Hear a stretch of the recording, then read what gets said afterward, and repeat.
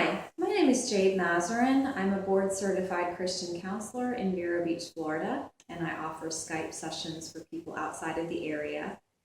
Today I'd like to talk to you about a topic that we all have personal experience with, and we will continue to through our lives, and that is forgiveness. I've given a lot of thought and attention to forgiving other people as well as forgiving myself, and I've done the same kinds of work with my clients. And today I'd like to talk about the top 4 perspectives and ways of looking at the situation and the person that can help us forgive other people better, that can make it a little bit easier for us to forgive. The first of those top 4 perspectives is the fact that people do what they are able to do. A lot of times we get upset, we get angry, we get hurt because we want a different reaction from that person. We want them to be more considerate, we want them to be kind, we want them to treat us with respect. And unfortunately, most of the time when people act in ways that are unhealthy, it's because they don't know how to do better. It's often that they haven't learned how to be kind and respectful to other people. It's often that they may not have had that kind of good treatment from others to them. And so there's something lacking inside. They may not have even have had the love that they deserve, and they may feel pretty lousy about themselves, even if they wouldn't admit it. So that makes it very difficult for them to love other people, because there's a love that's been missing on the inside of them. And really, you can't give what you don't have. So it's one thing for us to be upset with people for holding back something that they are able to give us, but we don't necessarily, nor can we really be upset with somebody for not giving us something that they don't have in the first place. The second thing that I would like to present to you guys is that people act out of their coping mechanisms. When we see their behavior and when it's hurtful toward us, we're really seeing a way they've learned how to cope with life. Chances are they've had different negative experiences, ones that we might not be aware of. They've developed certain perspective of themselves and the world, and they've learned they need to protect themselves. They may not have ever healed from the wounds that they've experienced, and they've kind of pushed them away, but they're underneath the surface. And so in order to feel protected and strong, they might put on a tough exterior. They might, push other people away, even if they are not aware that that's what they're doing. And so we're not seeing somebody's heart. We're not seeing their true self. God does. God sees beneath their coping mechanisms, and he sees what's going on underneath. He sees the pain that's driving them. It's easy to get angry with people and to think that we don't deserve the treatment that we're getting, which we don't. But a lot of times when they lash out at us, it's because they are having some sort of pain.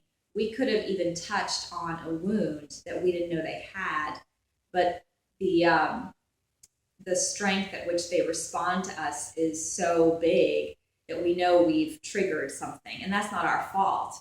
But it is good for us to see that what's really underneath that cruel response is pain and hurt, and that gives us the opportunity to have a little bit of compassion for them. While our initial response might be, I really don't deserve to be treated like this. How on earth can you treat me like this? You can then kind of stop for a second and see what's driving it and have the kind of understanding that God has for them. The third perspective is that we are all sinners. We have all been forgiven. It's important for us to remember the ways that God has forgiven us and shown us a grace that we don't deserve. And that way we can endeavor to show other people a grace that they don't deserve either. When the woman in the Bible, she was about to be stoned because she had committed adultery.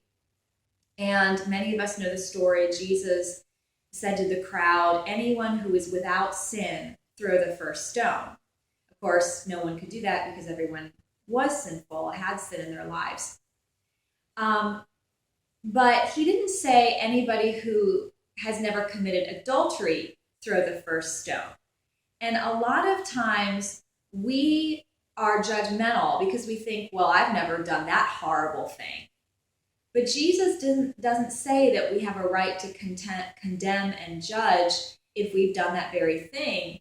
He says that we don't have a right to condemn or judge if we've sinned at all.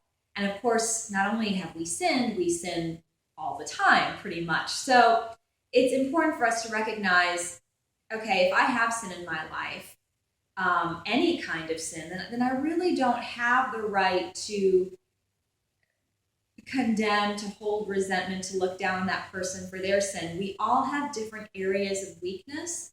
We all have different struggles that we go through. And for someone, it might be that particular sin, and for us, it might be a different one. So the fourth point I'd like to bring up is that people who hurt us, they usually don't know the extent to which they've hurt us. Now, when Jesus was on the cross and he was being crucified, the Roman guards were laughing. While he was in agonizing pain, they were, throwing things at him. They were mocking him. They were causing him more physical and emotional pain. And yet, Jesus actually says to God, Lord, forgive them. They know not what they do. And that's amazing.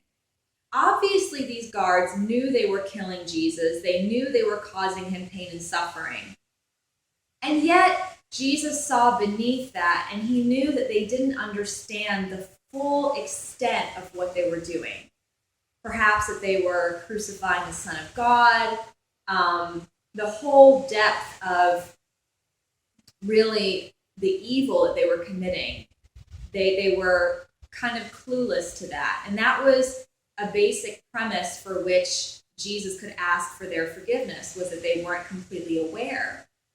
I think it's also very precious that Jesus kind of intervened on their behalf, interceded on their behalf to God and said, God, please forgive them, because he was the one being killed.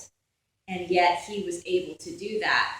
So he helps us today to forgive people. And I think that he does remind us today that the people in our lives don't recognize, they're not aware that their comments and their actions cause the kind of pain that they can. A lot of times we have our own wounds, we have our own baggage, and someone might trigger that and have no idea. And we respond with a depth of pain, because it's not just about the situation, it's about what we've been through before and how we learned to see ourselves and just the hurt that we've been carrying, and it kind of triggers that and makes us feel it all over again. It is important for us to recognize that, because then it might not be just their fault. It might be something that we need to face and we need to address in our own lives. But really, people are often clueless as to the depth of hurt or pain they can cause, and also the long-term suffering that it can cause. And so that's something for us to recognize and say to ourselves is, they don't understand. They really don't understand what that does to me. And I bet you that a lot of times, if they did know that, they would not have acted the way they did. If they had the ability to act differently, and if they were aware of how it would really affect you, they would not have chosen that action. A lot of times people also act impulsively, and that's often the most hurtful actions that we get from other people. But if they were to give it thought, they probably would have chosen a different route.